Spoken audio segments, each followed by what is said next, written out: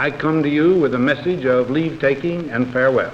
This speech did not get very much attention. When a new president is coming to power, as John Kennedy was, the spotlight was not on Dwight Eisenhower. We have been compelled to create a permanent armaments industry of vast proportions.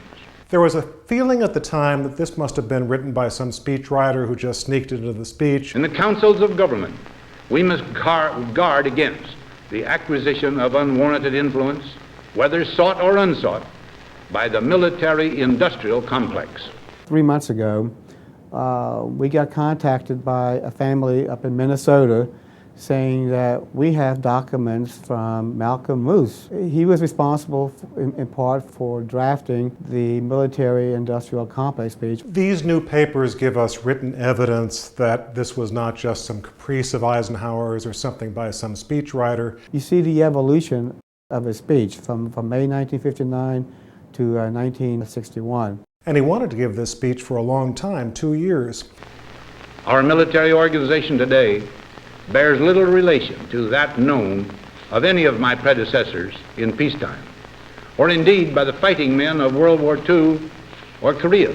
There was one person in Dwight Eisenhower's life whom he really confided almost everything to, and that was his brother Milton. There's one particular document where the speechwriters had already drafted their version of the speech, only to see Milton come along and totally revamp what had already been written. When Milton Eisenhower was taking notes and writing things on the drafts of these speeches, the speechwriters knew that it wasn't Milton talking, it was Ike. The potential for the disastrous rise of misplaced power exists and will persist.